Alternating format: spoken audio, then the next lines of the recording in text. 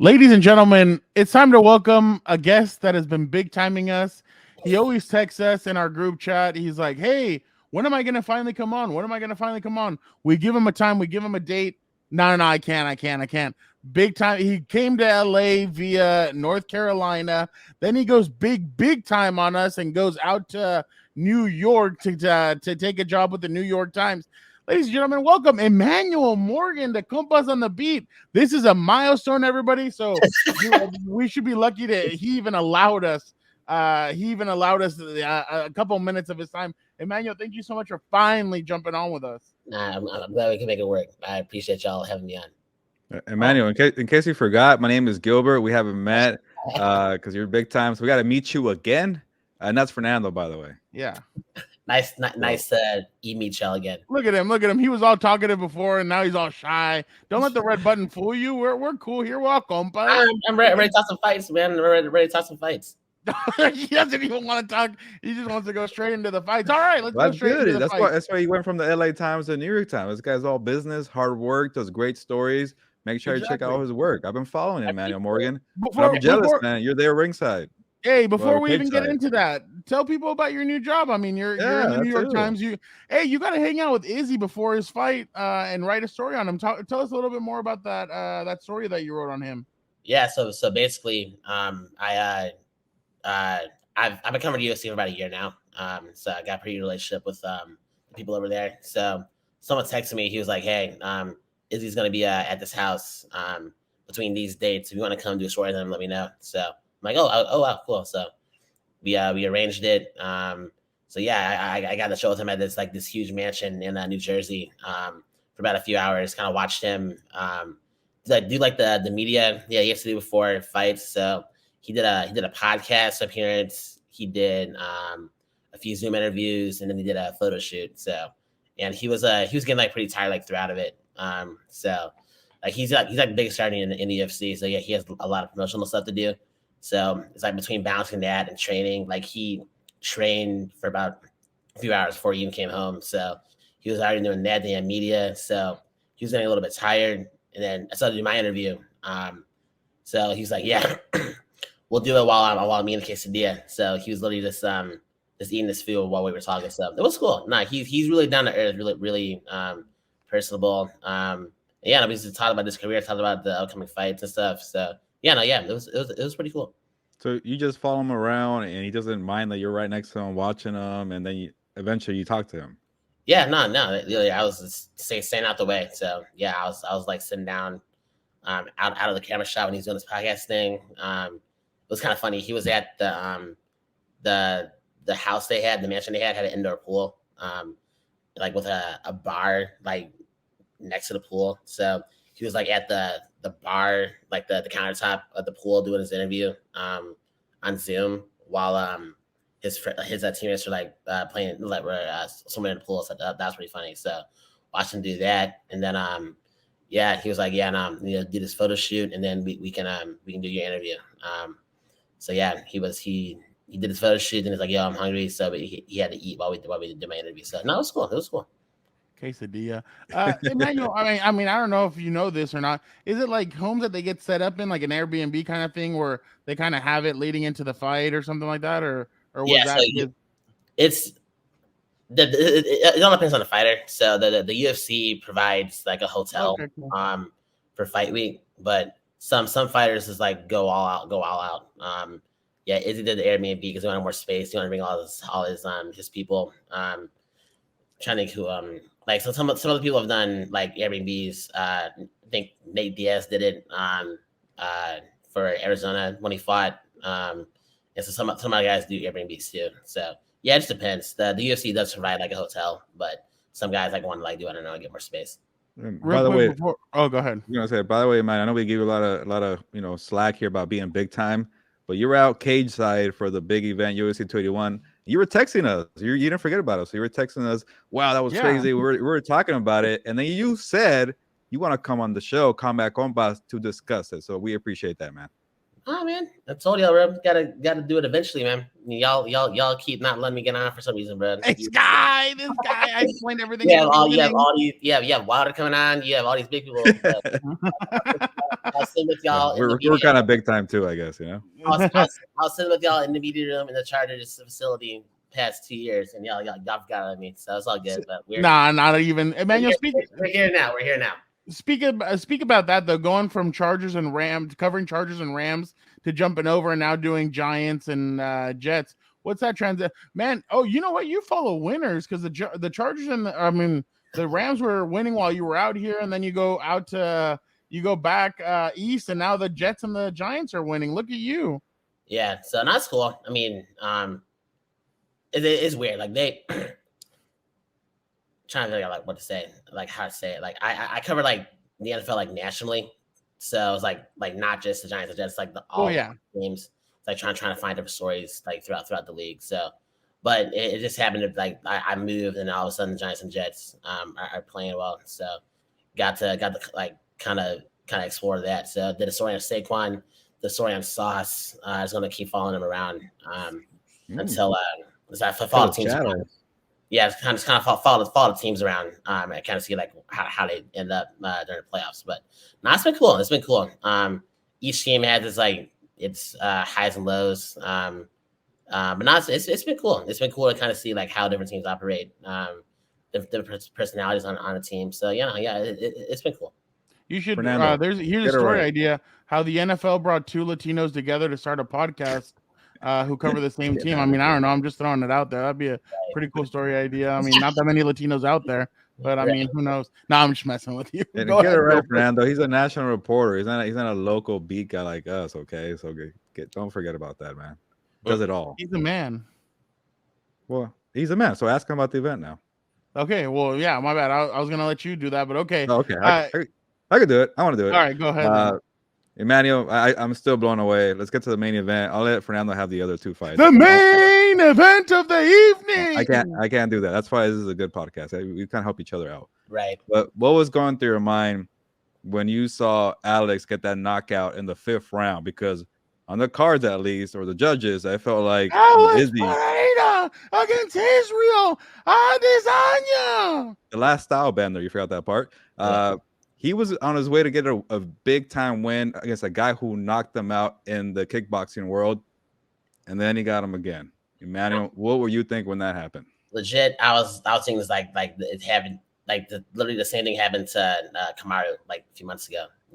Was winning the fight, and then it got knocked out, like literally like within a few seconds for the 5th round minute. So just crazy, man. Like the sport. Like you never know like what's gonna happen. You never know like what's gonna like who's gonna win. Like you can be up for so many minutes, like for 4 rounds, and all of a sudden like one mistake you lose. So it's crazy. I thought Izzy fought a really good fight. Like he does what he always does. He controls the range. He has really good movement. There was this size like disparity. Like Alex was like really like bigger than Izzy. Like I was like sitting there watching, wow, like this dude is like huge. Like this dude could literally be like 225 pounds in there with Izzy. So I was like, wow, but not Izzy. Like he hurt him in the 1st round. Like, oh wow, like he's gonna be able to win this fight. But now he controlled the clinch exchanges. Other than like the 2nd round when they got taken down. But now he controlled that, controlled the distance, controlled the range. He had power. So I was like, oh yeah, he could win. But then the 5th round he slipped. I think he took a little bit to recover from that. And then when he got to the fence and the Alex went ham on him, I was like, oh shoot. So it's crazy. This is sport. That's really what I like about UFC. Like you never know like who's gonna win, what's gonna happen. Because like literally like in the instant, like it can switch. But Izzy fought a good fight. Alex did what he had to do to win. So you can't knock that. Like he got guys in the 5th round, like didn't know they're down. Like they might be like a little bit too scared, just like to bring him. Now he brought in the 5th round, brought the whole fight. Like he wasn't scared to stand with him. A lot of Izzy fighters in the past were kind of scared to stand with him.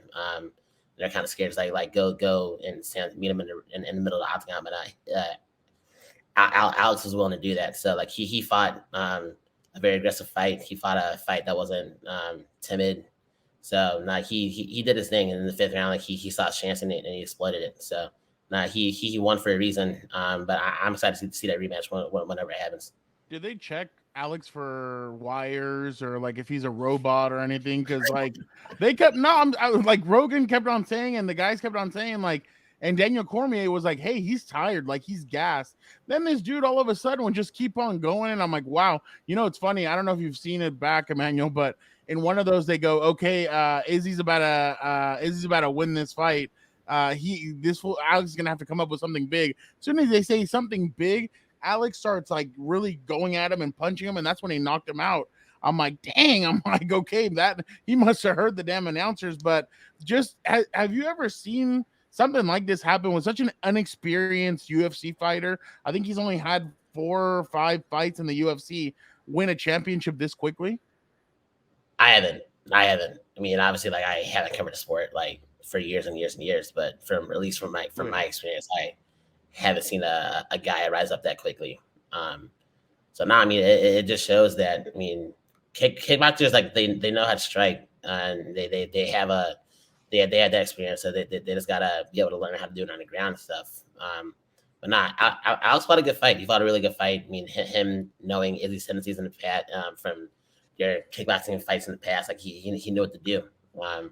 So now he had a good plan going to the 5th. He got a good second win, and he made it happen. So I mean, you gotta give us props. The rematch can be really good whenever it happens, because I'm interested to see how Izzy responds to losing his first time in the middleweight division. But what did Izzy say after the fight? What do you mean? Did he say anything in the press conference, like about the fight or? Oh yeah, I mean, he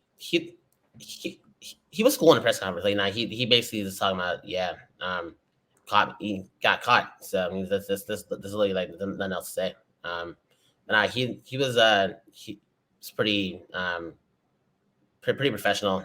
Gave us props. So I mean that was cool to see. Like a lot of times, like when people lose, they don't want the media, but he stood out there, did the media, did everything he needed to do. So now it's cool. It was really cool to see that.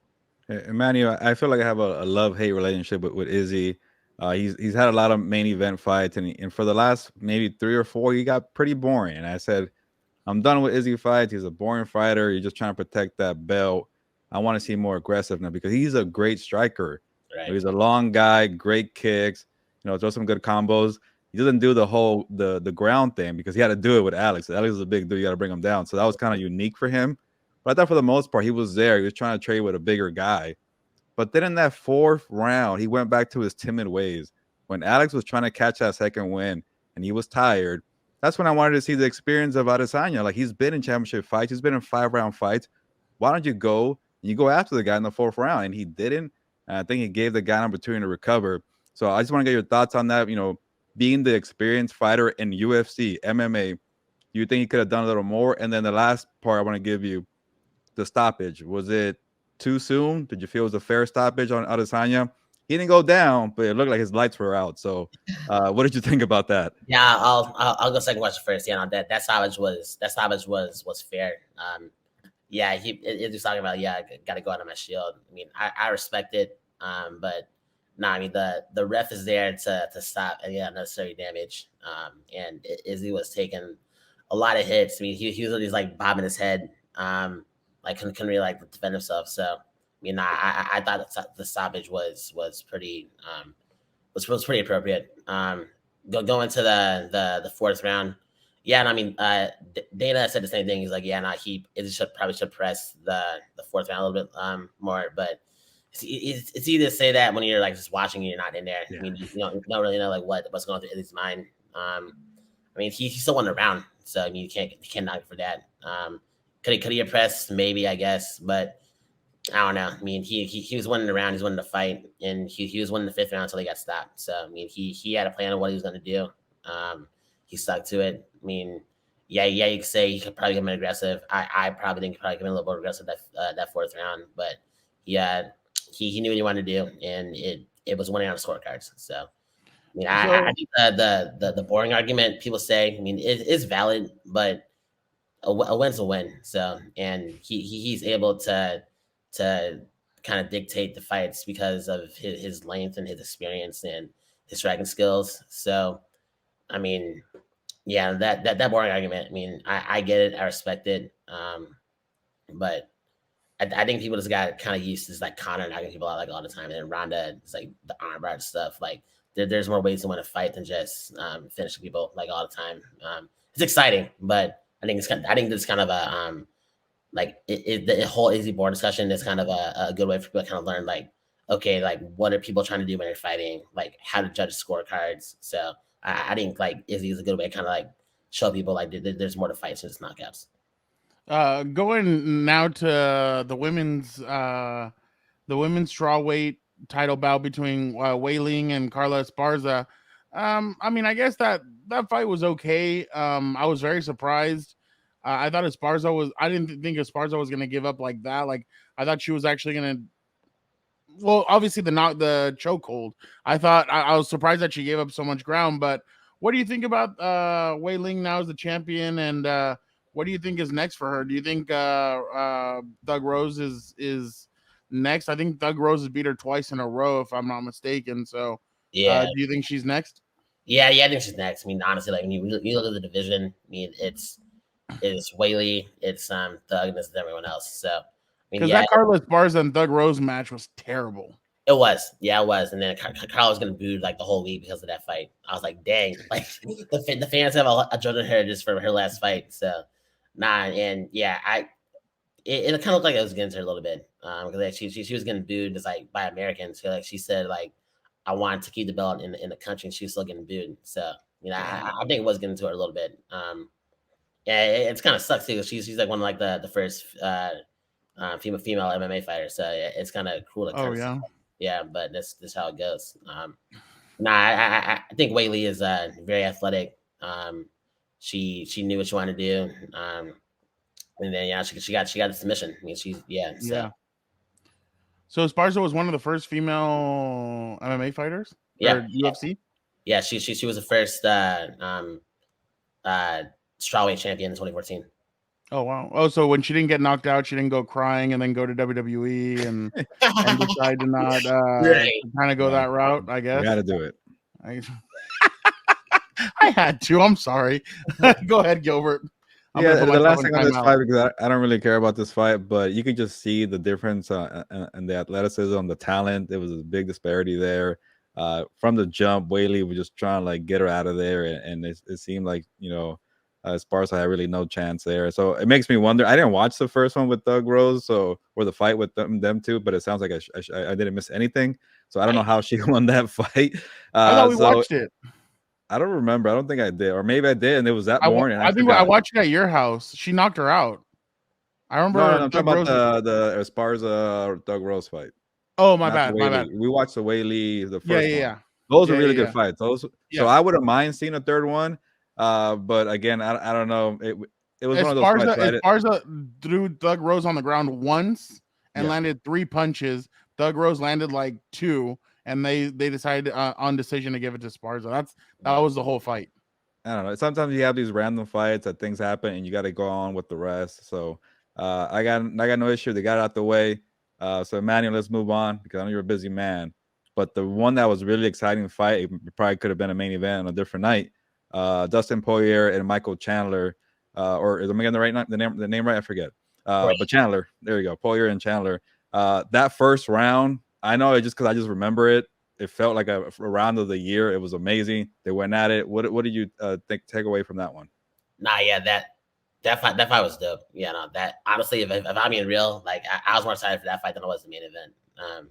Because yeah, like the lightweight division is like always like one of the best in the UFC. And that fight had a lot of implications. Because the winner is probably gonna get a title shot. Whenever Islam and Volk like figure that out, like the winner is probably gonna face the winner of that. So yeah, it was a pretty big fight. Chandler had this thing where like he always like gasses out. Like Chandler's first rounds are always like electric, but when he like gets the second, third, even like when he ends like the first round, like he always like gasses out. Like he did the same thing against Gaethje last year. So if you can withstand like the first half of the first round against Chandler, then yeah, it's a pretty level playing field. I mean, even with a Tony Ferguson. I mean, so Tony Ferguson was fighting well in the first round. Kind of kept them at bay, and then they got front kick to God with that that kick. So yeah, but Chandler, you have to withstand an early fire for the most part. Dustin fought a really good fight. I mean, Dustin is very good in a lot of areas. He has good boxing, respectable in, like with the wrestling, and then he has sneaky jiu-jitsu, as he wanted to say. So now, like when he got to the third round and reversed that takedown and got choked, I'm like, oh wow, like kind of shows you like how important is this to be well versed in every MMA discipline, because you never know what position you're going to be in. Yeah, that's what she said. It's incredible that that it was incredible that in one of those Chandler was on top of. Well, that's what she said. That was on top of Poirier, and the blood just starts dripping all over his mouth. Like I saw Poirier had his mouth open and everything, and like tons of blood, and you could tell Poirier got pissed at that and everything. So it was just it was a crazy fight. Like Poirier's like, it's not even my, like, and you can tell he's going like that, trying to take it off. Man, having all that blood on top of his that wasn't his, that was just crazy. But the whole fight, I thought that was one of the best fights, honestly, of the year. Now it was, yeah. So what do you think? What do you think is next for Poirier? I think Poirier is probably gonna get the winner of Yeah, it's gonna be weird. Yeah, I don't know. It's like because Volk can do a lot of stuff. Like Volk can move out the 140 to 155 permanently. He can go back down to 45. So yeah, no, I think got to see what happens between Volk and Islam before you kind of predict what's next. But it kind of feels like UFC doesn't have a big bang to end the year out. I mean, these are the fights that are left. I don't know what you think, but there's no like big bang fight that that you're like, oh wow, okay, this card might be, or this fight might be pretty good. Yeah, no. I mean the New York card is always like kind of like ends it out with a bang for the most part. Yeah, because like they always in New York in November, and they make it a point to make the New York card pretty big. So we'll see. Yeah, no, I don't know. Yeah, the 282 card. I mean, yeah, I mean it's decent. That definitely is a hard act to follow. After what happened this past weekend. I mean, there were reports that they were trying to get John to fight, but Francis's late knee isn't ready yet. So yeah, I'm not looking forward to that card at all. But Emmanuel, they used to have like Patty the Baddie's fighting. Okay, Patty the Baddie. Maybe I'll pay now and watch this fight. Well, I don't pay, but they used to have like an end of the year card, like on New Year's Eve weekend. I remember. And they stopped that thing because they got the New York to sanction the MMA for a long time. Fernando, they didn't allow MMA in New York, so that's a new thing. But I remember that one of the last times they started doing that at the end of the year, just to end the show here because you're gonna love this. Ronda Rousey got knocked out in 13 seconds by Nunez. So I was there. I was one time a big time reporter like Emmanuel, and I was there cage side for that. That is lit. On New Year's? Like the weekend, December 30th, 2015, something like that. That's fine. Las Vegas. 13 seconds. Wow. Yeah, but Emmanuel, you did it. I love that you're on the show. Nah, man, we got to do it more often, man. No, I mean, literally. You heard him. You can talk about MMA. You can talk about NFL. Talk about a lot of different stuff, man. If you had if on one of the bigger teams, if you had to stick a fork in one team, who would you stick a fork in and say they're done? I don't know. Yeah, I don't. Big team. I mean, Rams obviously because they lost the Cup. Yeah, I'll say Rams right now. Would you quick prediction? Sean McVay, does he stay? Or no? You know what? I'm going to go this way. Aaron Donald, does he retire or does he come back? I think he stays. I mean, yeah, I think he stays. I think he stays. Just got paid, man. Yeah, it's got paid. Yeah, so probably for the next till when Gil. I think he signed a 3-year deal. Yes, Yeah, he has 2 more years. Yeah, If he wants that full money, he got to play 2 more years. Yeah, so yeah, I think if he's gonna come back after winning Super Bowl, yeah, I think I wonder if Aaron Donald could be a TV guy after he's done. Get out of here! Now you're just trolling Emmanuel with these questions. He could be He could be a Charles Barkley. He barely wants to talk to us. Oh Come on. well, Come on, yeah, Aaron but I mean, Donald? there's other guys that there's say Aaron barely Donald or any Sean guys that want McVay? to talk on that. You talking about Sean McVay Aaron or Aaron Donald. Donald? Oh no, Aaron Aaron Donald. Donald. No. No, Now you're just trying to extend the show with a random conversation. no, I'm not. Emmanuel has to let go. He's a everybody busy know- person. Let everybody know where they can follow your awesome work. NewYorkTimes.com. Well, give me your Twitter too, guy. I don't even know my actual like at my Twitter on This it. Yeah. He's still annoyed that you still called him a New York reporter when he's a national reporter, Fernando. Come on. I said New York Times reporter. _ Emmanuel Morgan. There you go. Yeah. There you go. So don't forget, guys. You guys heard him. He said it. He is going to come back on the show. He won't big time us. That is Emmanuel Morgan. We appreciate him so much for jumping on with the Compas. Finally jumping on with the Compas. But thank you guys so much for checking this out. And thank you to Emmanuel for breaking down UFC 281 with the Compas. Appreciate y'all having me on finally.